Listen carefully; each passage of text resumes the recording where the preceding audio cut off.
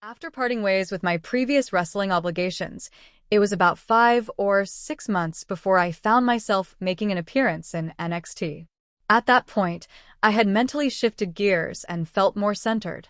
Honestly, I wasn't pursuing a return to wrestling at all.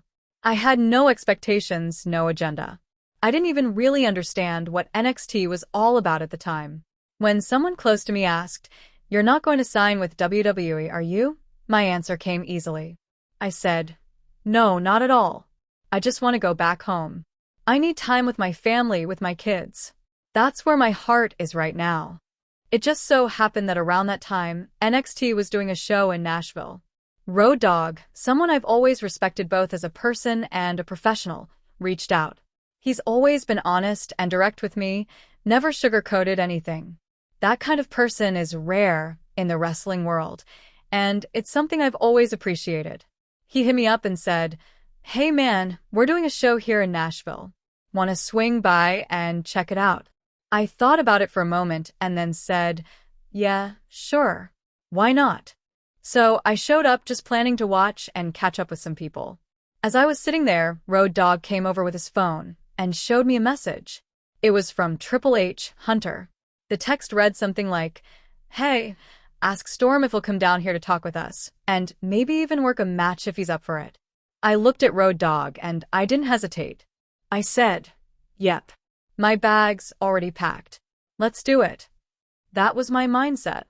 I didn't go in with an agenda. I wasn't angling for a contract. I just thought, this could be fun. Let's see where it leads. Roughly 3 weeks later, I made my way to NXT and wrestled in a match. Eventually, I had 2 matches in total while I was there. People often ask why it didn't turn into a longer-term deal or something more permanent. The truth is, it was a combination of things, complex and personal.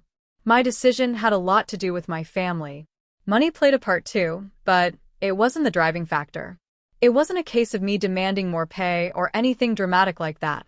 After my initial match, they offered me a contract. Not long after I got home, I received a call from William Regal.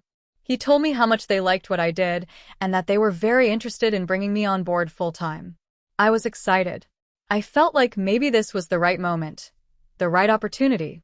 Regal then asked me if I'd be willing to get into even better shape, tighten up a bit, drop some weight. I told him absolutely. I went all in. I trained hard, changed my diet, and dropped 20 pounds. I was proud of the results. When I came back, everyone noticed. The reaction was overwhelming. People said, "Wow, you look like a completely different person." That meant a lot. I've always believed that if you give a man a reason, if you truly inspire him, he'll push beyond his limits. He'll put in the work and do whatever it takes. That was me at that moment. I had purpose. I had clarity. But when I came back and looked at the contract again, I noticed things had changed. Suddenly, they added 25 more dates, but the pay hadn't been adjusted to reflect that. I brought it up, respectfully. Around that same time, TNA had reached out with a very solid offer to bring me back. It wasn't a threat or leverage, just reality. I was transparent with WWE. I said, "Look, this is what TNA is offering me. I'm not asking you to match it dollar for dollar, but I'm showing you what I'm willing to give up to work here. That has to count for something." There was more to the story. My wife and I were at a critical point in our lives. We wanted to try for another child, but it wasn't going to be easy. She had to take specific medical treatments, hormone shots, and everything, and I needed to be home to support her through that process. If I took this contract with WWE, it would mean long periods away on the road. It wasn't just a professional decision anymore. It was deeply personal.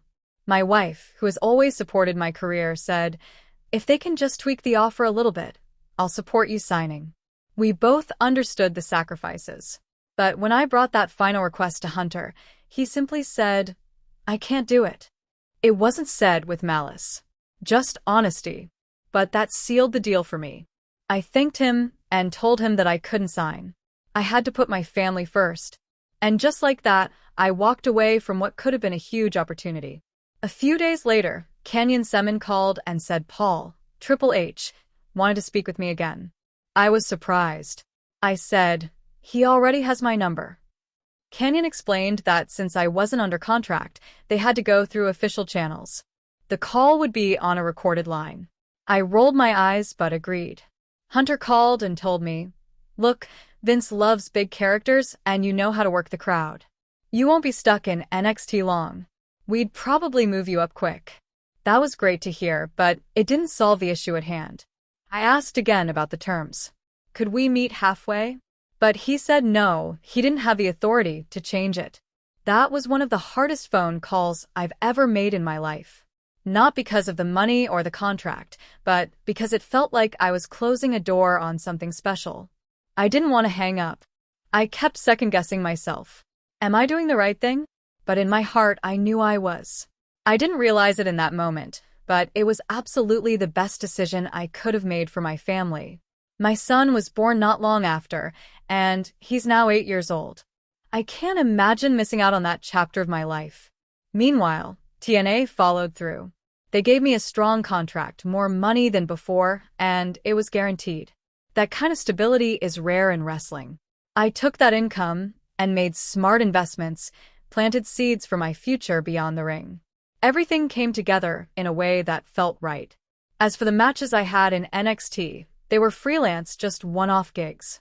No contract. But I'll tell you what, I won both of them. I always joke about it. Technically, I'm undefeated in WWE. That makes me better than The Undertaker, right? It's a fun little piece of trivia that I carry with pride. During my first match, WWE kept me hidden in a back room, so no one would know I was there. They wanted it to be a surprise reveal, and it worked brilliantly. The crowd was shocked, and it made for a really memorable moment. They did eventually call me back and asked if I wanted to wrestle again. I said sure. I was always open to the idea as long as the terms were right. I've spoken to Hunter a few more times since then, including once at Ric Flair's wedding. We talked about the possibility of returning. He told me, stay in good shape. When your TNA contract's done, give me a call and we'll see if something's available. I followed up when the time was right, but unfortunately, the timing wasn't on my side. There wasn't anything open at that point. And that's just how the wrestling business works. Sometimes it's about skill. Sometimes it's about timing. And sometimes it's about putting your family above everything else, even when it's not the easiest decision to make. Looking back now, I have no regrets. I made the choice that allowed me to be present for the most important moments in my life, and I'd make it again without hesitation. They even had me hidden backstage before my debut match to keep everything under wraps. They wanted it to be a total surprise, and it worked perfectly. It was one of those classic WWE shock moments. There was talk too.